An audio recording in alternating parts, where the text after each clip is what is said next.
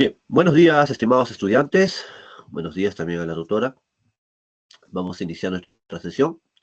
En esta semana 18 desarrollaremos la narrativa de Mario Vargas Llosa. Comentaremos las características generales de su narrativa y luego analizaremos dos grandes novelas como La ciudad de los perros y Conversación en la catedral.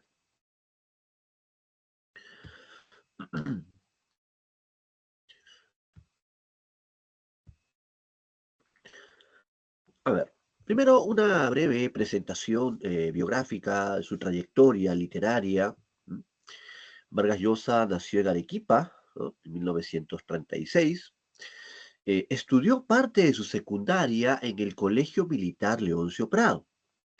Ahora, esta experiencia eh, será vital, ya que ¿cuál es uno de los escenarios principales de su primera novela, La ciudad de los perros?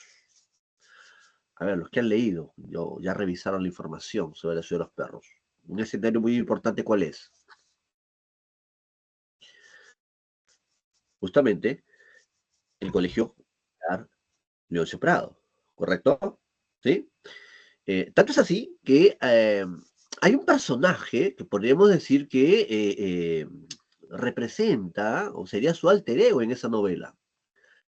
¿Qué personaje contiene también ciertas vivencias? Las ha trasladado allí, en la ciudad de los perros. ¿Poeta? El poeta Alberto Fernández, ¿verdad? Recuerden que le decían el poeta porque escribía así novelitas medio eróticas, picantes, así, ¿no? Para sus compañeros, ¿no? Ahora, en una entrevista, recuerdo que Vargas Llosa mencionó que estando en el Colegio Militar Leoncio Prado, siendo estudiante, él escribía ese tipo de historias, dice así, ¿no? Una forma en que ya su vocación pues, de escritor se estaba manifestando, ¿no? Bueno, luego su secundaria la va a acabar allá en Piura, donde su familia también vivió un tiempo. Incluso su primaria la hizo allí en Bolivia, ya que también su familia se trasladó también, ¿no? Vivió un tiempo por allí, por Bolivia, por Cochabamba. Bien, luego ingresa a San Marcos, trabajaba también muy joven como periodista, ¿no? Llevando una vida bohemia, ¿no? En 1959 publicó su primera obra. Ojo, su primera obra publicada es un libro de cuentos titulado Los Jefes, ¿no? Que trata sobre estudiantes de un colegio, ¿no? Es decir, el mundo juvenil. Ahora, si uno se percata, sus primeras obras o narraciones tratan sobre el mundo de la adolescencia, ¿no? Y esto comienza aquí con Los Jefes. Y va a seguir con su primera novela, la de 1963, La ciudad y los perros, ¿correcto? Que también trata sobre estos estudiantes o cadetes del Colegio Leoncio Prado, ¿no? A propósito, La ciudad de los perros es su primera novela y a la vez la obra que le abre las puertas del éxito, ¿no? Por su calidad narrativa, ¿no? Su maestría en técnicas de contar, etcétera, ¿no? Algunos consideran que esta es la obra que inicia el boom hispanoamericano, ¿no? Ya hemos hablado de lo que fue el boom. Muy bien. Fue traducida inmediatamente esta novela a muchos idiomas, su éxito fue inmediato, etcétera. Bueno, luego en el año 66 publica La Casa Verde, ¿no?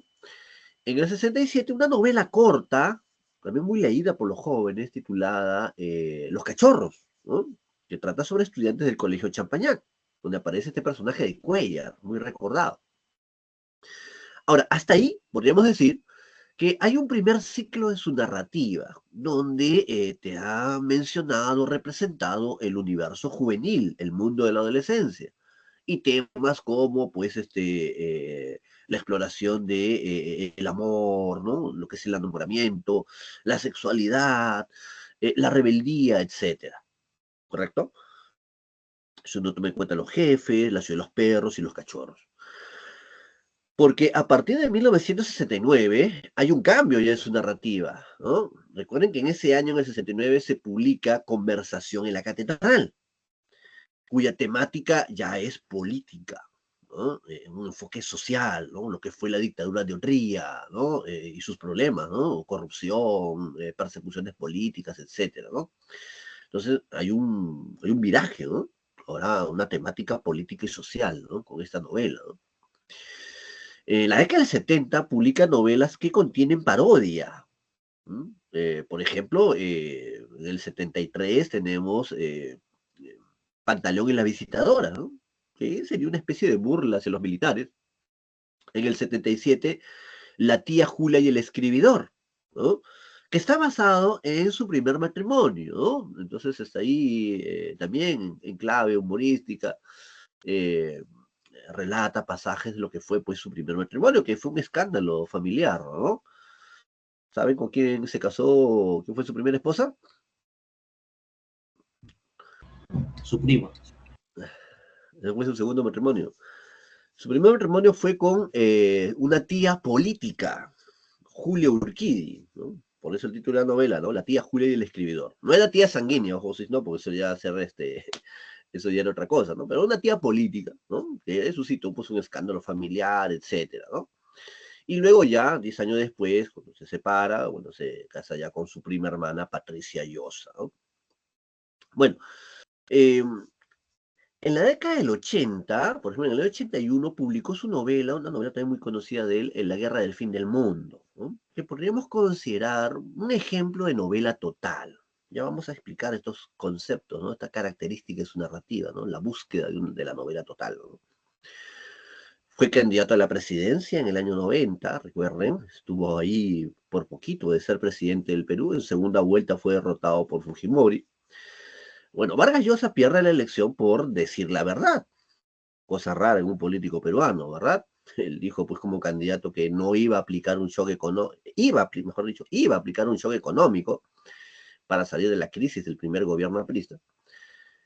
Fujimori dijo, yo no aplico shock, votaron por él, y ya sabemos lo que ocurrió, ¿no? En el año 93 publicó El pez en el agua. Ojo, El pez en el agua no es una novela, es un libro de memorias o autobiografía. Donde cuenta desde su niñez, con la figura de un padre autoritario, ¿no? Hasta pues ya su incursión en la política, ¿no? Entonces, el que quiera saber su vida contada por él mismo, entonces lea El pez en el agua, ¿no? Libro de memorias.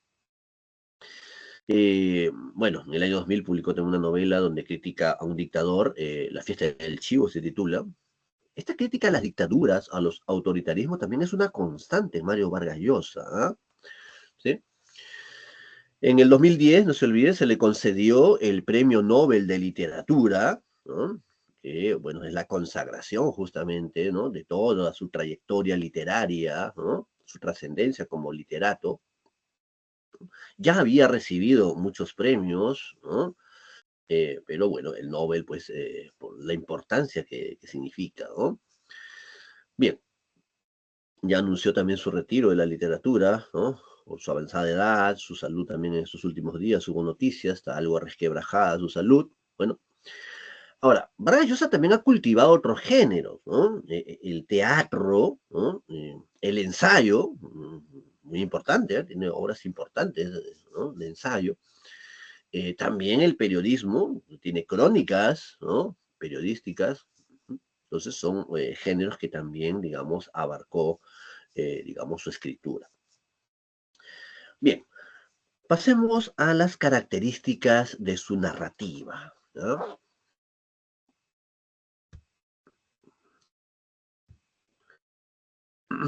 A ver, veamos, vamos a comentar. A ver, en líneas generales, podríamos decir que sus novelas tienden a un realismo, ¿correcto? Incluso, si uno revisa quiénes fueron sus modelos de escritores que lo inspiraron, uno de ellos, muy importante, incluso le dedico un ensayo, fue Gustave Flaubert, el autor de Madame Bovary. Flaubert fue un representante del realismo del siglo XIX. ¿No? Lo que toma de él, por ejemplo, es la perfección en el estilo. ¿No? Tiene un ensayo dedicado también a Balzac. Recuerden, Balzac, representante también del realismo francés del siglo XIX, ¿no? El padre de la novela sociológica. ¿No? Pero cuidado, el realismo, esta tendencia realista de Vargas Llosa, no es ese realismo del 19, con sus técnicas tradicionales. No, no, no, cuidado. Es un, utiliza técnicas modernas. Vamos a comentar, ¿no? Algunas de ellas. Muy bien, entonces hay esta cierta tendencia hacia una narración realista, ¿ya? Pero él siempre, Vargas Llosa, digamos, siempre ha enfatizado, ¿no?, esta idea de que la novela es una realidad imaginada, ¿no? ¿A qué se refiere? O sea, él enfatiza siempre el carácter ficcional de toda novela, ¿no? Es una mentira, dice, ¿no? Toda novela es una mentira, es una ficción, pues, ¿no? Por eso también esta frase que él suele emplear, la verdad de las mentiras, ¿no? Entonces, si bien hay un comentario que él tiene en un texto, Cartas a un joven novelista, ¿no? Él tiene un texto, aquellos que les interese, ¿no?, escribir novelas, cuentos, tiene un libro donde te da ciertos tips, ¿no?, sobre técnicas para comenzar a escribir, pues, una novela, un cuento, etcétera. Cartas a un joven novelista se titula. Ahí menciona algo así, ¿no? A veces el punto de partida de cualquier narrador, novelista, puede estar en lo real, ¿no? Lo que nosotros llamamos la realidad aquí objetiva, ¿no? Tal vez una experiencia personal, ¿no?, que él vivió, un acontecimiento social de su entorno, etcétera. Ya, el punto de partida puede estar en lo real, ¿no? Recuerden que eso luego pasa por el tamiz de la imaginación, ¿correcto? Y por lo tanto, ¿no?, se vuelve una mentira, dice Vargas Llosa, ¿no? Una mentira que busca ser una verdad, ¿no? Porque toda novela es un universo cerrado en sí mismo, ¿verdad? Con su propia lógica, etcétera, ¿no? Muy bien, entonces a eso se refiere, ¿no? Entonces, la novela como una realidad imaginada, ¿sí? Es una mentira en el fondo, es una ficción, ¿no? ¿Qué más? Se le ha reconocido, y en esto pues hay un consenso, ¿verdad? Hay un reconocimiento acerca de las técnicas modernas que emplea, ¿no? Asimila, ¿no?, de manera creativa, digamos, las técnicas modernas de contar. Vamos a mencionar algunas de ellas. Incluso esto ya se desarrolló cuando hicimos nueva narrativa hispanoamericana. Espero que recuerden esa clase, ¿no? Cuando explicamos sus características de la nueva narrativa, allí vi una lista de técnicas modernas, fruto de la influencia vanguardista, ¿no? ¿Sí?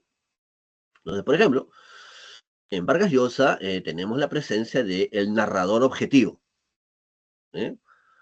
¿Se acuerdan qué era la narración objetiva? ¿Alguien por ahí se acuerda? ¿En qué consistía este El narrador procedimiento? solo narra ¿Ya? Eh, claro, la voz narrativa solo te va a relatar, describir lo que está observando. Por lo tanto, es una mirada externa, ¿sí? ¿Sí? Es una postura externa y entonces solamente te relata y describe lo que ve. Por lo tanto, no interioriza. Este narrador objetivo no te va a contar qué siente, qué piensa el personaje, sus sentimientos, su mundo interior, no. ¿Por qué? Su postura o su mirada solamente es externa. Esto busca darle pues este grado de objetividad a la narración, ¿sí?, de realismo a la narración, ¿correcto? Entonces, es muy importante en Vargas Llosa el uso de este narrador objetivo, ¿sí?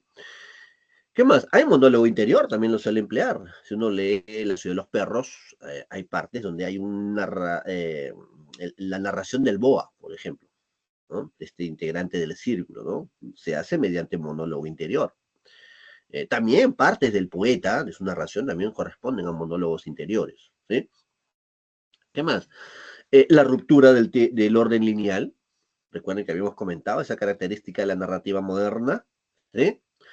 ¿Sí? La novela, la historia va dando saltos, ¿no? Hacia atrás, flashback, ¿no? Hacia adelante, ¿no? Entonces, eso también lo vamos a encontrar en La ciudad de los perros, ¿sí?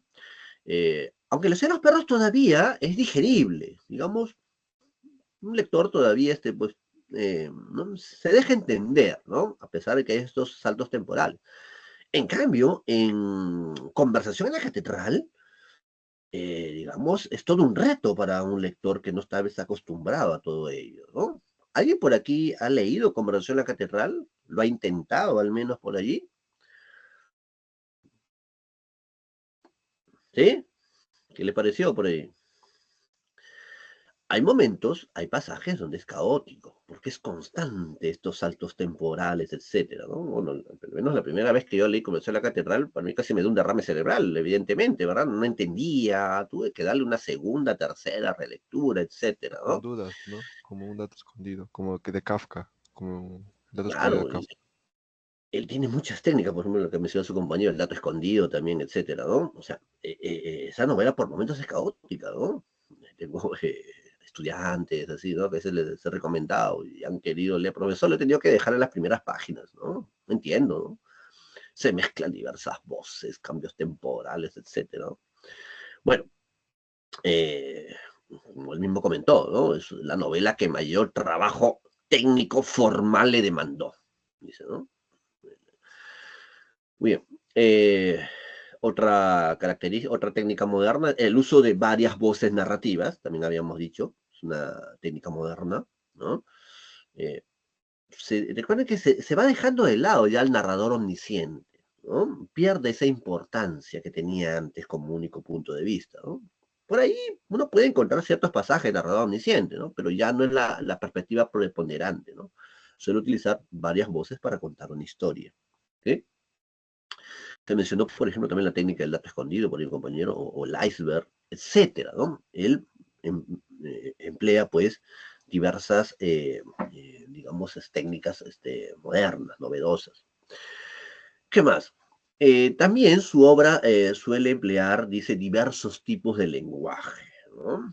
Eh, por ejemplo, la parodia, hemos mencionado novelas que contienen, por ejemplo, parodia, como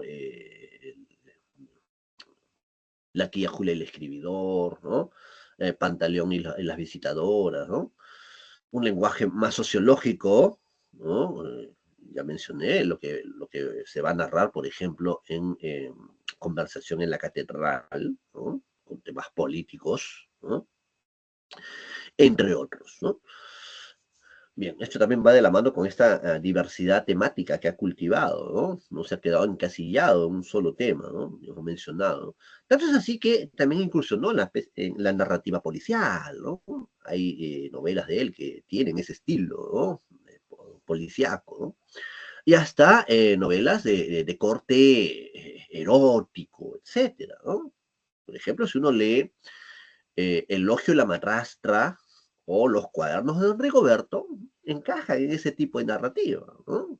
Que tiene también sus lectores, ¿no? Así que aquellos que han leído 50 sombras de Grey, ¿no? Es un chancay al lado de estas dos novelas que les he mencionado de Vargas Llosa, que contienen estos elementos de una narrativa erótica, etcétera, ¿no?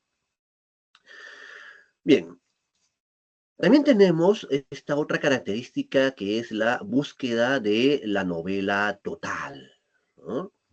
A ver, ¿a qué se refiere con esta idea? A ver, para Vargas Llosa la novela total sería aquella obra donde se pueda plasmar las diversas vivencias del ser humano, ¿no? Diversos aspectos de la existencia humana, ¿no? Eh, a ver, para el autor, un ejemplo de novela total es la obra Cien años de soledad de García Márquez. ¿Eh?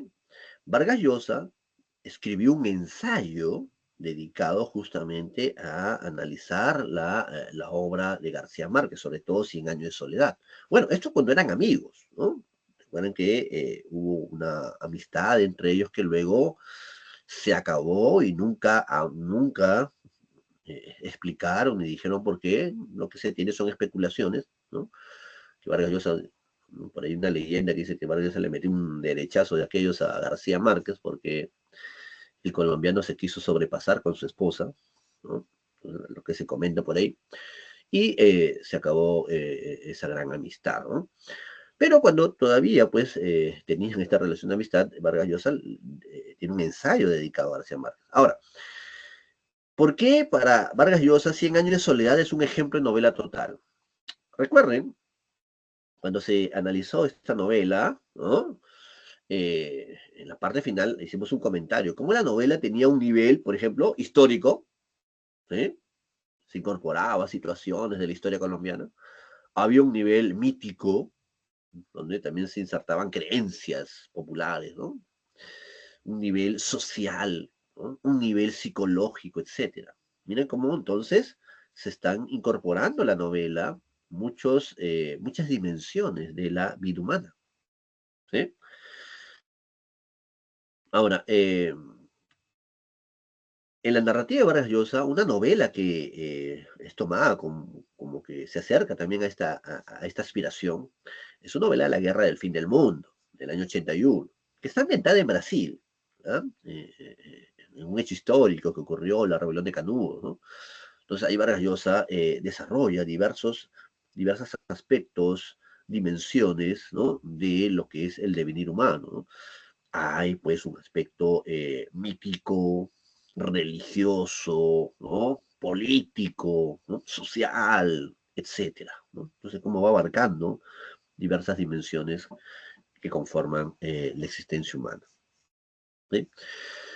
Bien, estas serían entonces características resaltantes de su narrativa, ¿sí? ¿Preguntas hasta allí sobre este primer punto? Ha quedado claro, ¿verdad? Muchos de estos conceptos, ¿sí? Bien, vamos a pasar al análisis de su primera novela, ¿no? La novela que le abrió las puertas del éxito, ¿no? La ciudad y los perros.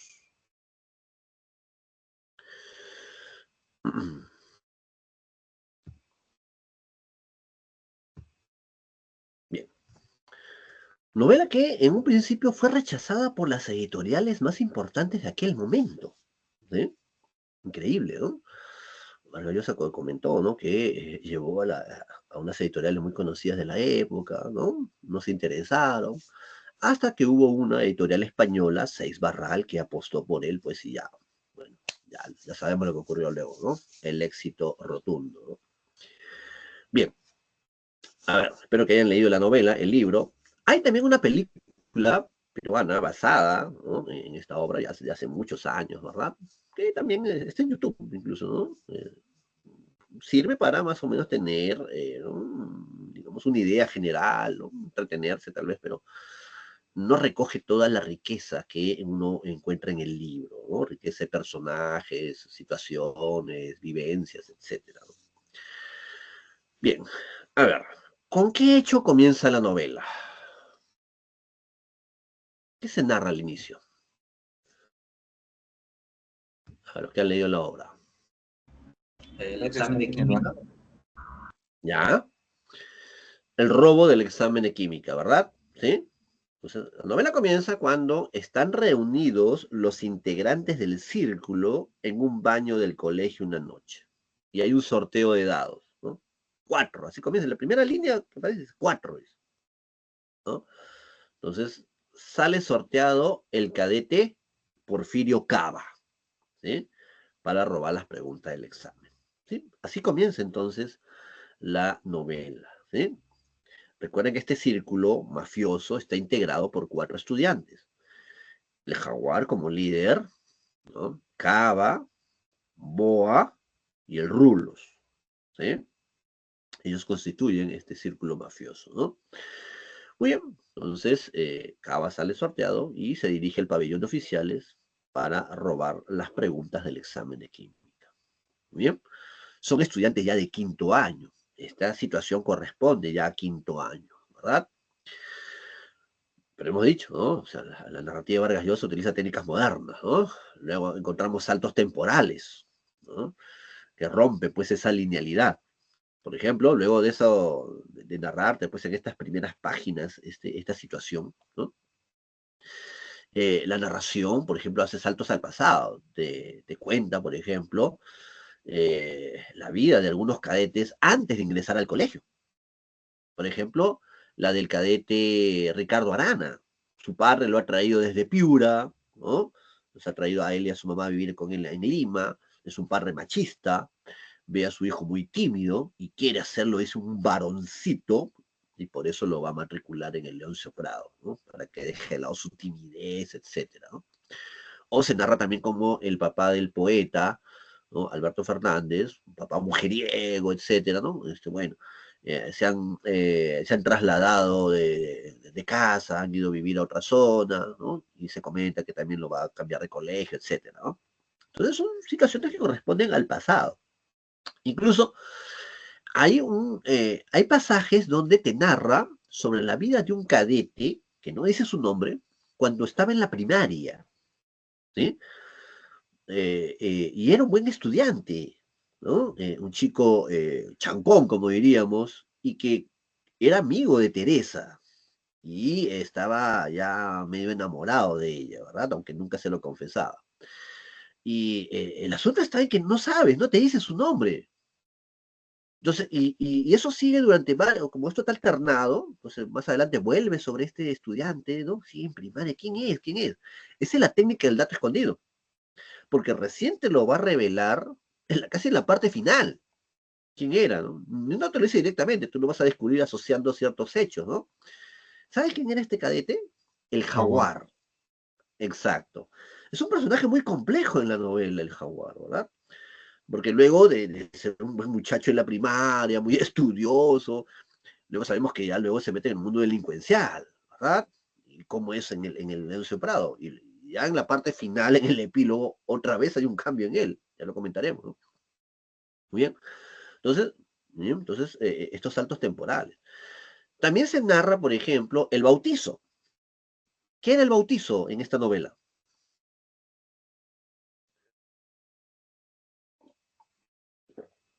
El bautizo era cómo recibían a los cadetes nuevos en este colegio militar Leoncio Prado. ¿Eh? Los primeros días de clase cuando ingresaron a tercer año, porque había de tercero hacia adelante nada más. Y ahí se narra, pues, el grado de violencia, ¿no? De abusos que había de los alumnos de cuarto y quinto respecto a los de tercero, que le llamaban los perros, justamente. Recuerden el título de la novela, La ciudad y los perros. ¿Sí? Estos cadetes nuevos, los perros, ¿no? Entonces eran víctimas de una serie de arbitrariedades por parte de los alumnos de grados superiores, ¿no? Entonces, eso se narra. ¿No? Y esto es un ejemplo de un subtema de la novela que es los rituales de la adolescencia. Ahí lo encuentras, ¿no? En tu lista de temas, ¿sí? Entonces, es un claro ejemplo, ¿no? Este ritual de bienvenida, ¿no? De iniciación en este colegio, ¿no? Donde hay situaciones de extrema violencia y degradación, ¿no? Bueno, repito, estos corresponden a años previos. Luego la narración vuelve al presente. ¿Eh? Los oficiales se han dado cuenta, han descubierto que se ha producido pues, este robo de las preguntas del examen y comienzan las indagaciones y van a castigar a aquellos cadetes que esa noche estaban haciendo, digamos, guardia, ¿no? Los van a castigar sin salida, ¿no? Hasta que alguien diga quién fue el que cometió ese robo, ¿no? Entonces castigan, por ejemplo, encerrándolos a el poeta Alberto Fernández, Ricardo Arana el Esclavo, entre otros. ¿Sí? Pasaban las semanas, ¿no?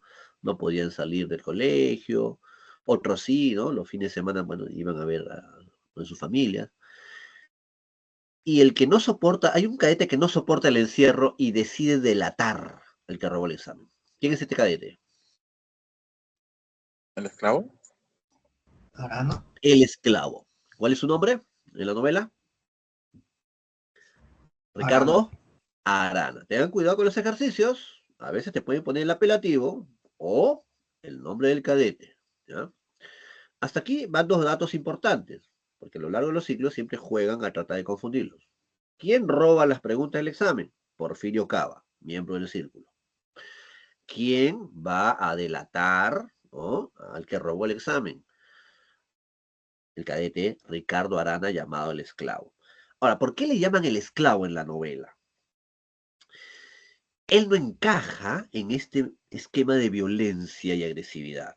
Es un cadete que no le gusta pelear, ¿no? No le gusta estos actos de violencia y por lo tanto es víctima de abuso pues del círculo y otros cadetes más, ¿no? Siempre prácticamente pues lo están golpeando, etcétera, ¿no?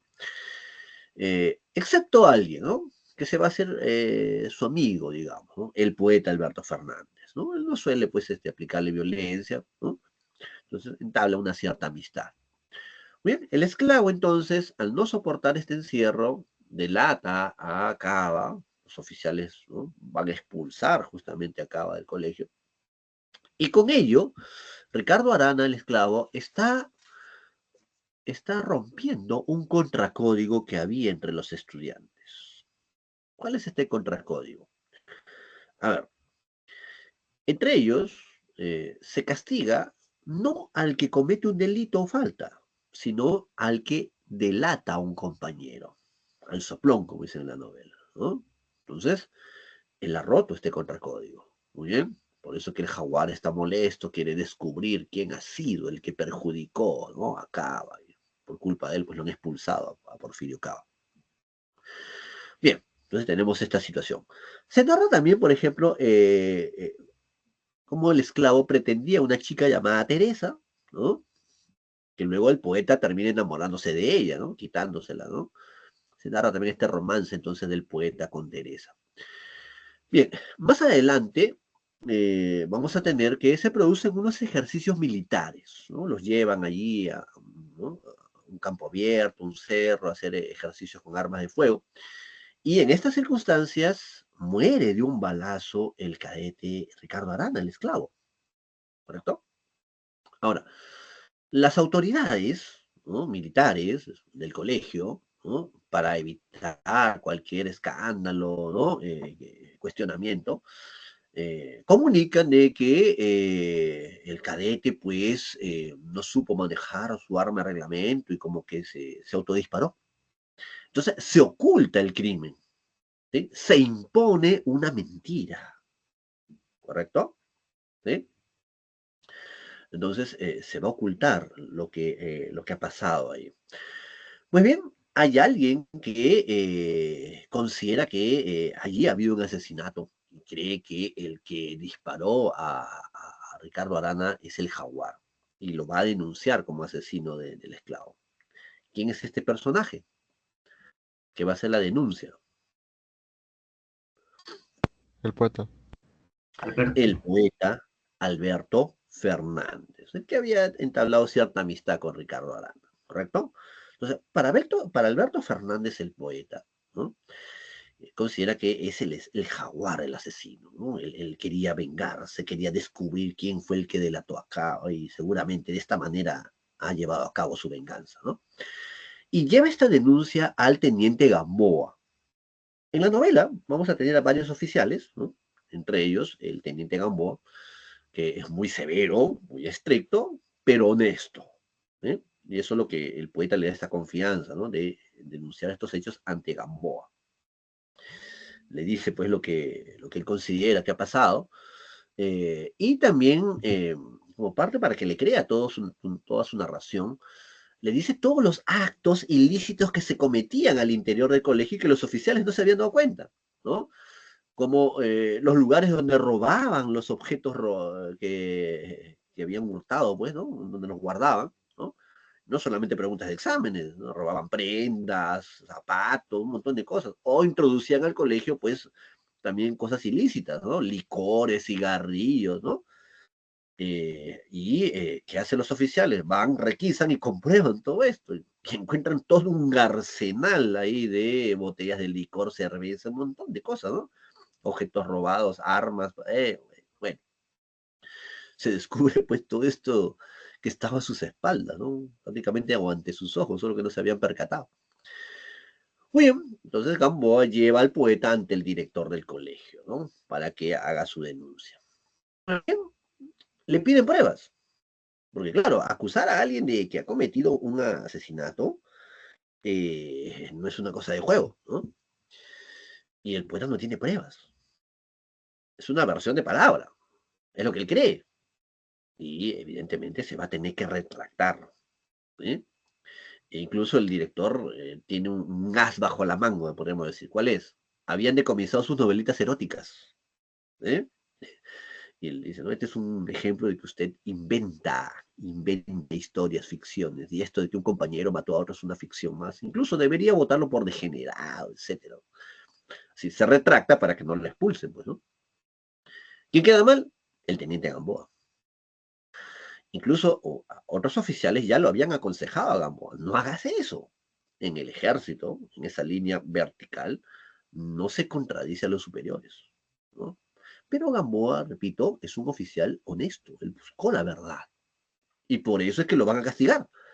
Termina siendo desterrado, ¿no? Lo van a enviar a una guarnición policial muy alejada en la sierra, por Puno, ahí, ¿no? Un lugar muy, muy alejado, ¿no? Como premio, entre comillas, ¿no?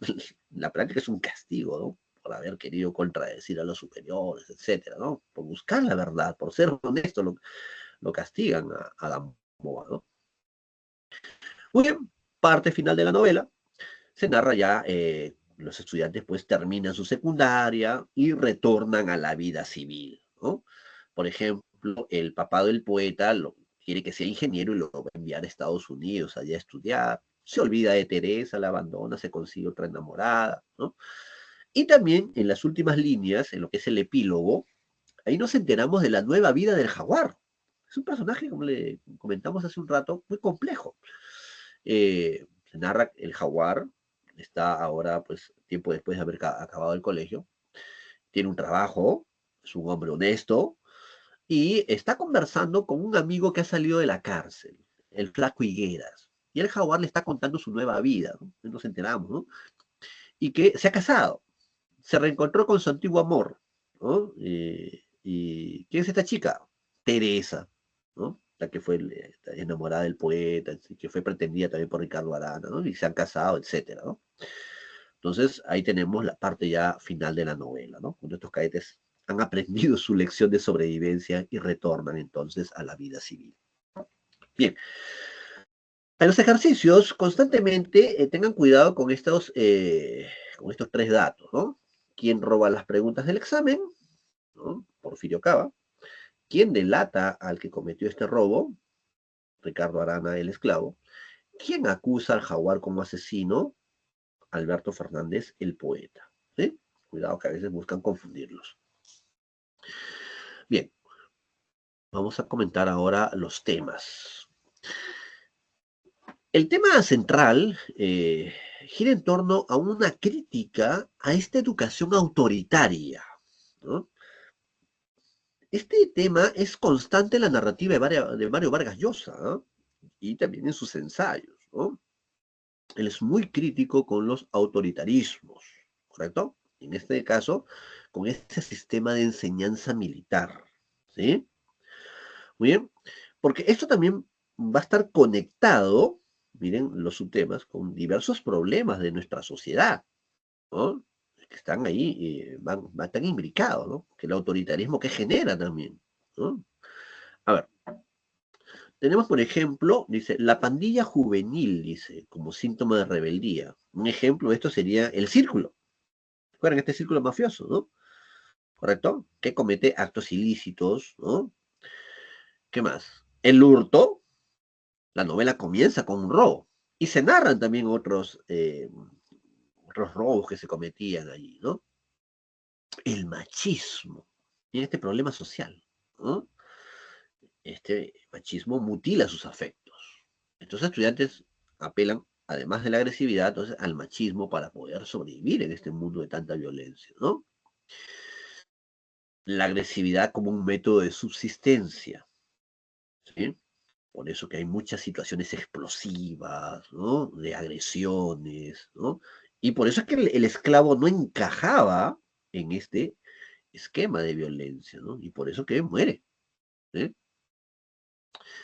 Los rituales de la adolescencia o de la juventud.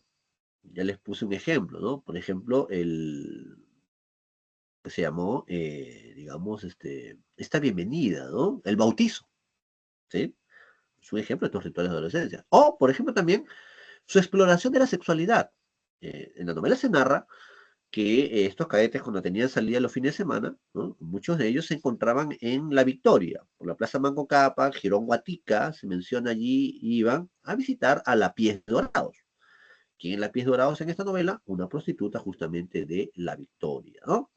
Entonces también la novela aborda este ritual juvenil, ¿no? Esta exploración, los inicios de la sexualidad en estos personajes, ¿no? El racismo, ¿sí? Por ejemplo, aquí tenemos a dos cadetes que, digamos, que también son víctimas de expresiones racistas. Por ejemplo, el que robó las preguntas del examen en la novela muchas veces se le llama el Serrano Cava. Así aparece con esta expresión, ¿correcto? Entonces tenemos ahí, ¿no? Cómo se manifiesta también este es un problema social. O el clasismo, discriminación por diferencia de clase.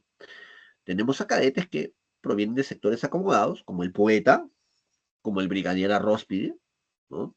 Blanquitos de sectores relativamente acomodados, y el resto sí son de sectores populares, ¿correcto? Entonces, miren acá, vamos a encontrar algunos problemas de nuestra sociedad, ¿no? Violencia, ¿no? Machismo, racismo, hurto, etcétera, ¿no? Bien. Ah, ya. No, no está acá en el PPT, pero en tu separata aparece un comentario sobre la ciudad de los perros. Hay que mencionarlo. En ese comentario ¿no? Se propone algo así, ¿no? El espacio del Colegio Militar Leoncio Prado funciona como un mundo urbano, dice algo así, ¿no? Es un universo urbano. ¿A qué se refiere esto de ser un universo urbano? Eh, este colegio en la obra, ¿no? Es muy grande, es casi como una ciudad, por eso el título, La ciudad de los perros. Es una imagen del Perú en pequeño. Es un microcosmos de la sociedad peruana, ¿no? ¿Cómo se evidencia eso? Estudiantes de diversas procedencias raciales, ¿no? ¿No? Y de diversos también sectores económicos. Entonces, hay una imagen de una sociedad peruana en pequeño y con sus problemas propios. Ya hemos mencionado, miren esa lista de subtemas, ¿no? Problemas que subsisten hasta el día de hoy todavía en nuestra realidad social. Entonces, hay acá una imagen, entonces, lo que ha querido darnos el autor con este escenario de este colegio, una imagen del Perú, ¿verdad? En pequeño, ¿no? Un microcosmos que representa nuestra sociedad peruana. Bien, preguntas sobre la ciudad de los perros. Evidentemente hay más personajes, ¿eh? Más situaciones. Esto no agota toda la riqueza que hay en la novela, ¿no? Hay situaciones hasta de zoofilia. ¿Saben lo que es zoofilia, no? ¿Sí? Este esquema agresivo, estos estudiantes se narran también, ¿sí? Mejor ni comentarlo, ¿no? Terribles eran estos cadetes. Bien, vamos a pasar, el tiempo nos vaya a ganar, a su otra novela, Conversación en la Catedral de 1969. Por si acaso, el título La Catedral no se refiere a la iglesia que se encuentra en la Plaza Mayor, ¿no? En el centro de Lima. No, no. La catedral, ¿a qué se refiere? A ver, en esta novela, los que ya han leído la información. Un bar, ¿no? A un bar que existió en la vida real. Miren esa imagen. Vargas Llosa asistía, ¿no? Cuando era joven, a este bar, la catedral, que quedaba por allí en las primeras cuadras de la avenida Alfonso Ugarte, ¿no? Ya actualmente está destruido, etcétera, está en ruinas, ¿no? Entonces, es un bar que existió en la vida real, ¿no? ¿Ya? Entonces, a ver, les he dicho que la novela es caótica, compleja. Acá se ha tratado de dar un orden para poder comprenderla, ¿no? El gran protagonista de esta novela es un personaje llamado Santiago Zavala. Zabalita, se le llama también así, ¿no? Muy bien. La novela comienza cuando él ya es adulto, ¿no? Tiene más de 30 años, está casado y lleva una vida marcada por la mediocridad. Es periodista, trabaja en un diario sensacionalista, ¿no? Y ha abandonado ya sus ideales de juventud, ideales pues de cambio, etcétera. Pues que lleva una vida marcada por la mediocridad y el fracaso, ¿no? La novela comienza cuando él está saliendo de las oficinas del diario La Crónica en la avenida Tacna, las calles sucias, paredes manchadas, el cielo gris. Todo es una imagen de la degradación social. Recuerda que el tema de las dictaduras que se va a criticar acá y las consecuencias nefastas que genera. Entonces, todo esto ya te va dando una imagen, ¿no? ¿no? De lo que había generado todo eso. Y desde el comienzo aparece una frase, hay una pregunta que se hace constantemente Santiago Zavala, que recorre toda la novela y que fue muy comentada durante muchos años, ¿no? ¿Se acuerdan? Por ahí. ¿Cuál era esa pregunta que se hace constantemente Santiago Zavala? ¿Cuándo se ¿Cuál? jodió el Perú? Sí. ¿En qué momento se jodió el Perú? ¿Y en qué momento me jodí yo? Sí, constantemente, ¿eh? Así con esa expresión, ¿no? Que para algunos le puede sonar muy chocante, ¿no? Pero bueno, está así en la novela. Y eso fue muy comentado durante mucho tiempo, ¿no? Ahora, esa pregunta lo que está haciendo es integrar los dos planos que te va a comunicar la novela. ¿Te has revisado los comentarios en tu manual? Dice la novela, dice, hay un eje individual, que es la vida de Santiago Zavala, y hay un eje social, que es la dictadura de Orría. ¿Sí? Esa pregunta dice, ¿en qué momento se jodió el Perú? ¿En qué momento me jodí yo? ¿No? Porque la dictadura va a terminar afectando a cada individuo de la sociedad. ¿Sí? Por eso la historia del fracaso de Santiago Zavala. ¿Sí? Entonces, mira, a ver. Bueno, esta es la situación inicial, ¿no? Él está saliendo de las oficinas de Diario La Crónica, de la avenida Tacna, se hace constantemente esa pregunta. Llega a su casa, su esposa le dice que el camión municipal se ha llevado a la mascota, el perrito, va a rescatarlo allá a la perrera, y allí se encuentra con el antiguo chofer de su familia. Entonces lo invita al bar La Catedral a tomar y a comer. Bien, esta es la situación inicial. Están conversando Santiago Zavala y Ambrosio en el bar La Catedral. Y a partir de ese diálogo se van a intercalar las situaciones del pasado, ¿no? Constantemente, un ida y vuelta, ¿no? Su conversación con diálogos del pasado y vamos a enterarnos a través de esto su juventud, ¿no? Cómo fue la juventud de Santiago Zavala y la situación del Perú durante la dictadura de Ortega, ¿sí? Esto es lo que hace caótico todo, está mezclado. A ver, nos enteramos entonces que en su juventud Santiago Zavala provenía de una familia acomodada, una familia pudiente. Su padre era un próspero empresario, ¿sí? Y había acabado su secundaria y, bueno, su familia esperaba pues que ingresara a la católica, pero él no. ¿Cuál era su sueño? ¿Ingresar a dónde? Así como ustedes. San Ingresan Marcos. acá. Claro, pues ¿quién es el San Marquino? ¿Verdad? Porque San Marcos es el Perú, ¿correcto? ¿Sí? San Marcos también es una imagen en nuestro Perú, ¿no? Entonces, contradiciendo a su familia, dándole la contra, porque está ahí medio apartado también de su entorno social, ¿no? Ingresa a San Marcos.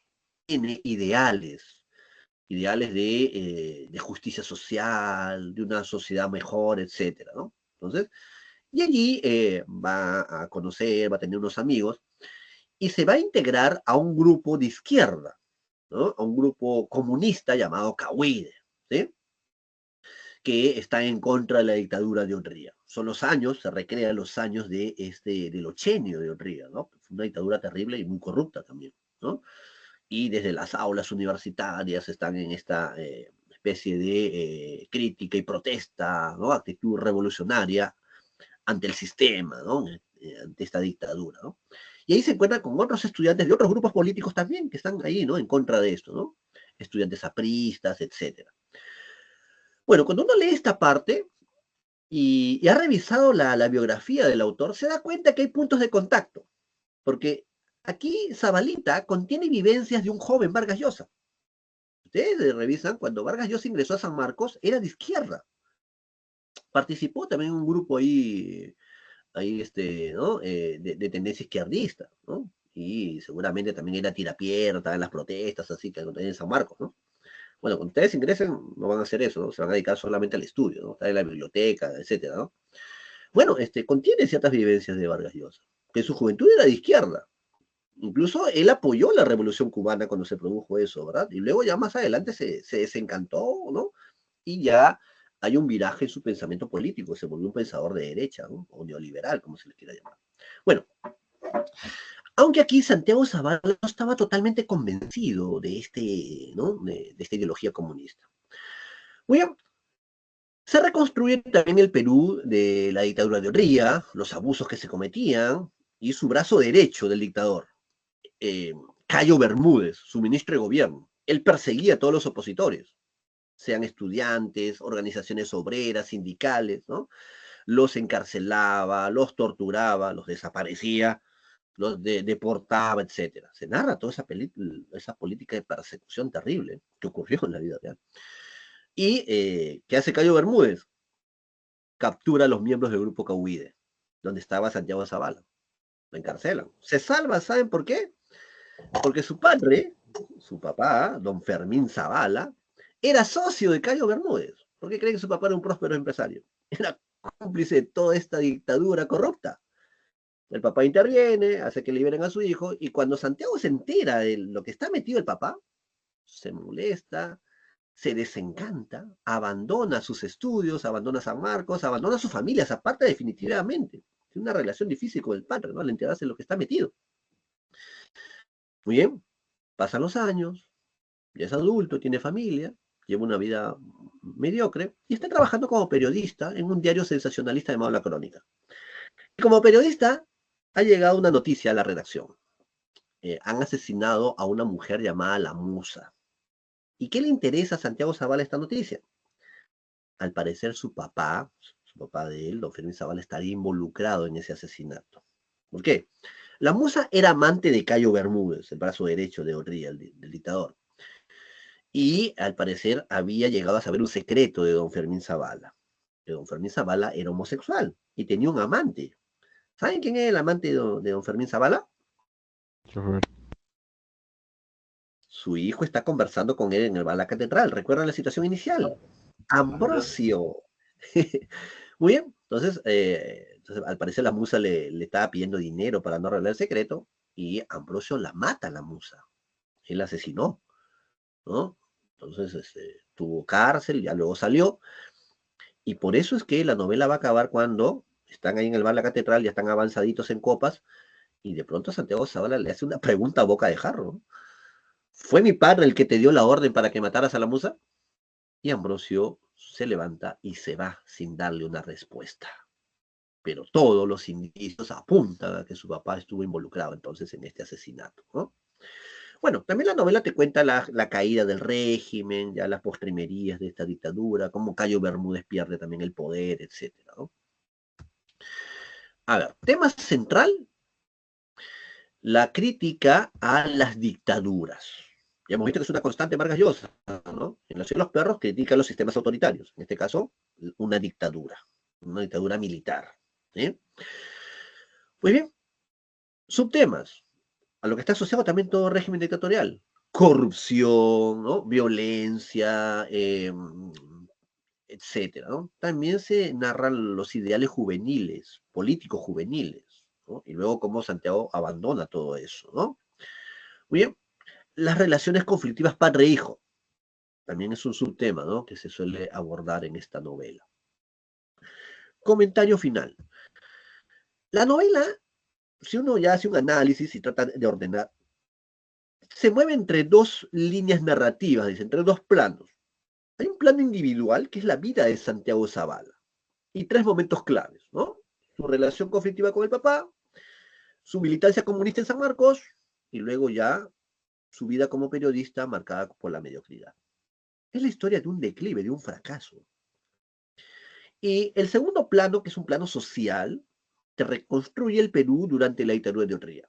La pugna entre los militares con los grupos de poder, los empresarios, claro, ¿por qué pelean? Por la torta del dinero, pues, la corrupción, ¿no? ¿Quién se lleva la mejor tajada? El esquema de persecución política a cargo de Cayo Bermúdez, este personaje siniestro, y la corrupción del APRA. Aquí Vargas Llosa retrata cómo este partido está marcado por la corrupción, ¿correcto? Entonces, esto es lo que se reconstruye, ¿no? Este panorama social del Perú durante la dictadura de Ortega, ¿no? Y nos hace una advertencia, ¿no? Vargas Llosa, ¿no? Cuidado con toda dictadura, miren todo lo que ocasiona. ¿Eh? Bien, jóvenes, por cuestiones de tiempo, estamos ahí al límite, les pongo aquí las claves en la pantalla. Aquí en las claves de la semana 18.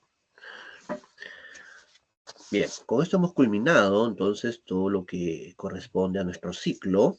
Ya solamente quedaría el repaso, ¿no? Gracias por su atención prestada, ¿no? ¿Se ha programado repaso? Sí, profe. Ah, ya, entonces posiblemente entonces todavía estemos una semana más. Bien, gracias por su atención. Cuídense mucho. Chao, profe. Chao, Cuídense. profe. Gracias, profe. Buen día. Gracias, profesor.